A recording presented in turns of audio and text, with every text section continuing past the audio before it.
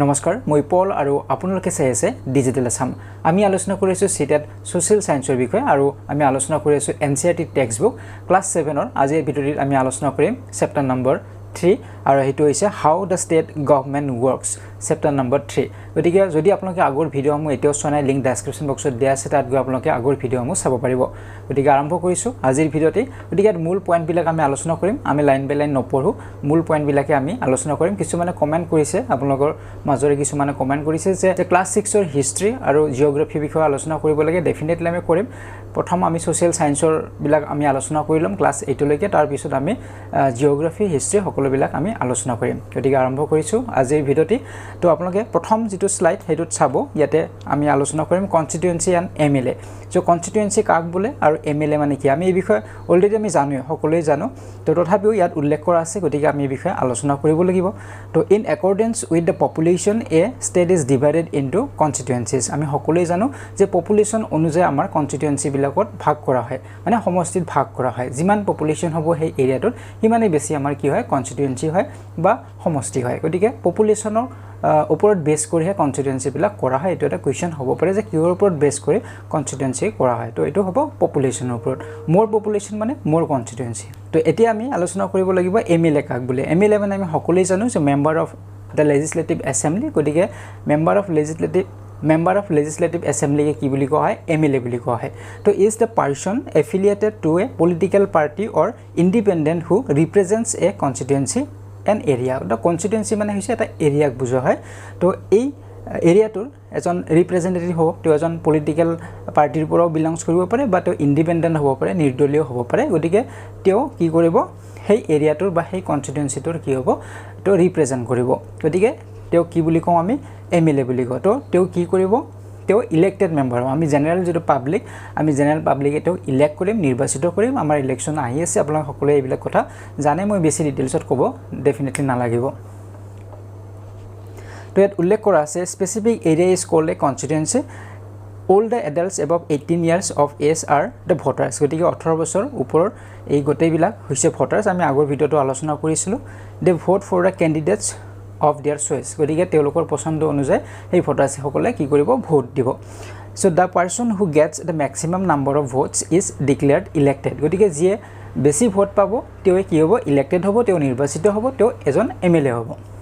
the elected representatives is called an MLA গতিকে যিজন elected হ'ব নিৰ্বাচিত হ'ব বেছি ভোট পায় তেওঁ কি বুলি কোৱা হ'ব এমএলএ বুলি কোৱা হ'ব গতিকে এটো আছিল কনসেপ্ট এমএলএ আৰু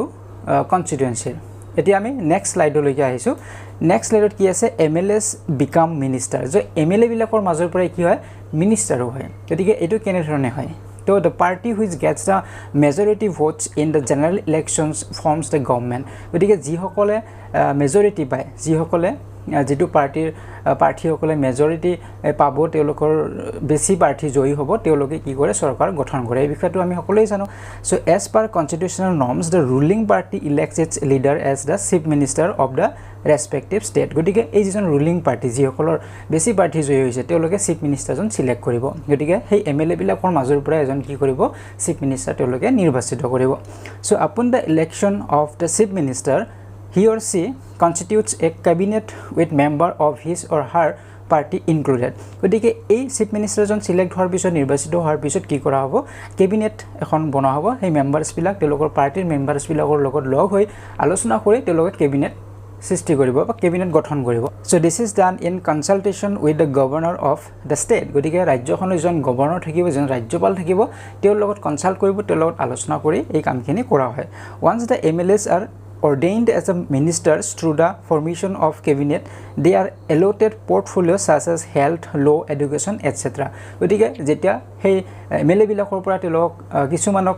কি কৰা হ'ব মিনিষ্টাৰ দিয়া হ'ব মিনিষ্টাৰৰ পদ দিয়া হ'ব তাৰ পিছত তেওঁলোক কি দিয়া হয় পৰ্টফলিওস দিয়া হয় যে কোনোবা হেলথৰ মিনিষ্টাৰ কোনোবা ল' মিনিষ্টাৰ কোনোবা এডুকেশ্যন মিনিষ্টাৰ এনেদৰে তেওঁলোক বিভিন্ন পৰ্টফলিওস বিলাক ভাগ কৰি দিয়া হয় কিন্তু সকলো বিলাক এমএলএ মিনিষ্টাৰ নহয় এইটো আমি জানোৱে তো এমএলএ বিলাকৰ মাজৰ পৰা কিছুমান যোগ্য পাৰ্টিক সিলেক্ট কৰি কি কৰা হয় মিনিষ্টাৰ কৰি দিয়া হয়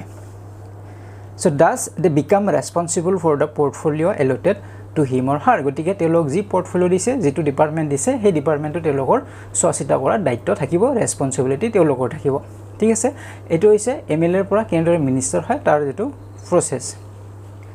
এটা নেক্সট স্লাইডলৈকে আহিছো chief minister and other ministers be debated in the legislative assembly আমি সকলোৱে জানো আমাৰ লেজিসলেটিভ এখন এছেম্বলি থাকে আৰু এছেম্বলিত কি হয় ডিবেট হয় তৰ্ক হয় বিতৰ্ক হয় তো এই বিষয়ত আলোচনা কৰা হৈছে যে মিনিষ্টাৰ্ছ বিলাকে কিবা এটা সিদ্ধান্ত লল চিফ মিনিষ্টাৰজনে কিবা এটা সিদ্ধান্ত লল তাৰ পিছত তাত ডিবেট হয় তাত মানে বিতৰ্ক হয় বা তৰ্ক হ'ব কি কাৰণত হয় সেই কথাখিনি ইয়াতে কোৱা হৈছে এটা ৰিজনছ বিলাক দিয়া হৈছে the decisions is not necessary taken by the chief minister and ministers are beneficial to one and all গতিকে এইটো মেণ্ডেটৰী নহয় এইটো নেসেসাৰি নহয় যে চিফ মিনিষ্টাৰে যি ডিসিশন লৈছে বা মিনিষ্টাৰ্ছ বিলাকে যি ডিসিশন লৈছে এইবিলাক আমাৰ জনসাধাৰণৰ কাৰণে বা আমাৰ সকলোৰে কাৰণে যে ভাল হ'ব এইটো নেসেসাৰি নহয় সেইবাবে কি হয় আমাৰ বিৰোধী বিলাকে অপজিশন পাৰ্টিৰ মানুহে সেই লেজিসলেটিভ এছেম্বলিত কি কৰে বিতৰ্ক কৰে তৰ্ক কৰে গতিকে সেইটো এটা ৰিজন হয় 2 নম্বৰত কোৱা হৈছে important suggestions may be incorporated in the final decisions গতিকে আৰু এটা কাৰণ আছে যেতিয়া আমাৰ এনেকুৱা আলোচনা বিলাক হ'ব তৰ্ক বিতৰ্ক হ'ব যেতিয়া যদি তেওঁলোকে ভুল ডিসিশন লৈছিলে বা কোনোবা পাৰ্টত কিবা আমাৰ ক্ষতিকাৰক কিবা সিদ্ধান্ত আছিল তেনেহলে সেইবিলাক ফাইনেল হ'ব আৰু সেইবিলাক ফাইনেল যিখন তেওঁলোকে প্ৰস্তুত কৰিব তাত ফাইনেল ডিসিশনত সেইবিলাক ডিলিট কৰি দিয়া হ'ব সেইবিলাক নাইকিয়া কৰা হ'ব ফুলবিলাক শুধৰাই দিয়া হ'ব তো হেতু এটা কাৰণ হয় তাৰ পিছত কোৱা হৈছে adversely affecting points are deleted after debate এই কথাখিনি কোৱা হৈছে সো ডিবেট হোৱাৰ পিছত যিবিলাক আমাক ক্ষতিকাৰক পইণ্ট আছিল সেইবিলাক ডিলিট কৰি দিয়া হ'ব এই বিলখনৰ পৰা নেক্সট কোৱা হৈছে the decisions so taken are the decisions of all the members and hence the people গতিকে যিবিলাক ডিসিশনস লব এইবিলাক আমাৰ সকলো জনসাধাৰণৰ বাবে ভাল হ'ব লাগিব ভালৰ বাবে হ'ব লাগিব কাৰোবাৰ ভাল হ'ব কাৰোবাৰ লাভ হ'ব কাৰোবাৰ যদি ক্ষতি হয় তেতিয়া হলে তেনে ধৰণৰ বিলবিলাক ফাইনেল কৰা নহয় বা হেবিলাক তাত পাস কৰি দিয়া নহয় হেবিলাকত ডিবেট হয় যথেষ্ট গতিকে সেই কথাখিনি ইয়াতে উল্লেখ কৰিছে তো এতিয়া কেইটামান সৰু কথা বা সৰু প্ৰশ্নৰ উত্তৰ আমি জানিব লাগিব হেকিটা আমি আলোচনা কৰি লৈছো so how is the governor of a state appointed যে আমাৰ ষ্টেটৰ প্ৰতিখন ৰাজ্যৰ কি থাকে একজন গভৰ্ণৰ থাকে বা ৰাজ্যপাল থাকে গতিকে এওক কোনে এপইন্ট কৰে কোনে নিয়োগ কৰে এটো এটা প্ৰশ্ন হ'ব পাৰে তো governor of a state is appointed by the central government গতিকে সেন্ট্ৰেল গভৰ্ণমেণ্টৰ জৰিয়তে এপইন্ট কৰা হয় ষ্টেট আমাৰ গভৰ্ণৰজনক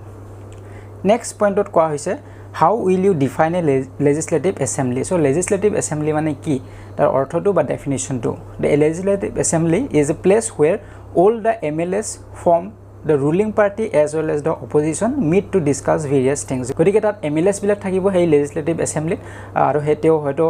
ruling partyৰ হ'ব পাৰে বা opposition partyৰ হ'ব পাৰে তেওঁলোকে তাত কি কৰিব ডিসকাস কৰিব বিভিন্ন টপিক বিলাক সেই legislative assembly ডিসকাস কৰা হয় তো নেক্সটত কোৱা হৈছে who is the head of the executive so এক্সিকিউটিভৰ হেড কোন হয় the chief minister is the head of the executive গতিকে এক্সিকিউটিভৰ হেড হ'ব চিফ মিনিষ্টাৰজন ইয়াৰ পিছত আনটা কোৱেশ্চন আছে হোৱাই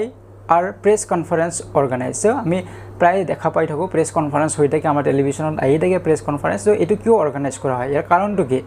Press conferences are organized to discuss various current issues. যিবিলাক current issues থাকিব যিবিলাক বৰ্তমান সময়ত চলি থকা ইস্যু থাকিব গভৰ্ণমেণ্টৰ বা আমাৰ জনসাধাৰণৰ লগত ৰিলেটেড সেইবিলাকৰ ওপৰত আলোচনা কৰাৰ বাবে বা ৰাজ্যক জনোৱাৰ বাবে গভৰ্ণমেণ্টে কি কৰে প্ৰেছ কনফাৰেন্স দিয়ে গতিকে হেতু হৈছে প্ৰেছ কনফাৰেন্সৰ উদ্দেশ্য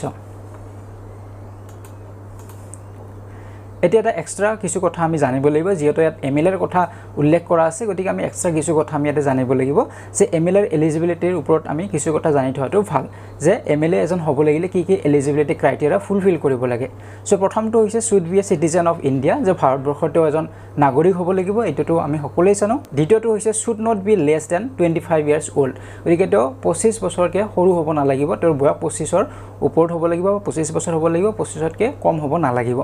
এ person must be an elector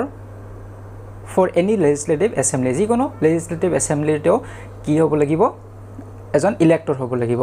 তাৰ পিছত কোৱা হৈছে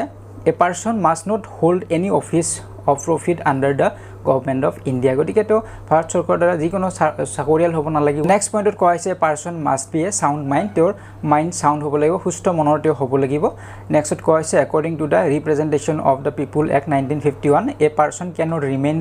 an MLA if that person has been convicted by a court or found guilty in any particular instance গতিকে তেওঁ যদি কিবা ক্ৰাইম কৰিছে কিবা অপৰাধ কৰিছে তেওঁৰ যদি কোৰ্টত তেওঁৰ এগেইনষ্টত কেছ আছে তেতিয়াহলে তেওঁ এমএলএ হ'ব নোৱাৰে এই কথাখিনি ইয়াত উল্লেখ কৰা আছে গতিকে এইখিনি আছিল এমএলএ হোৱাৰ বাবে যিখিনি এলিজিবিলিটি ক্ৰাইটেৰিয়া লাগে সেইখিনি গতিকে এইখিনি আমি অলপ জানি থোৱাটো ভাল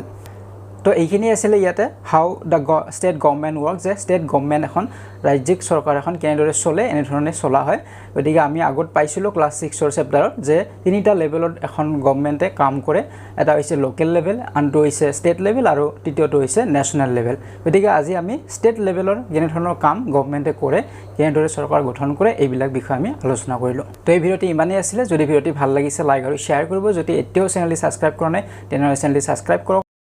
আৰু কাষৰ থকা বেল আইকনটি প্ৰেছ কৰিবলৈ একেবাৰে নপৰিব আজিলৈ বিদায়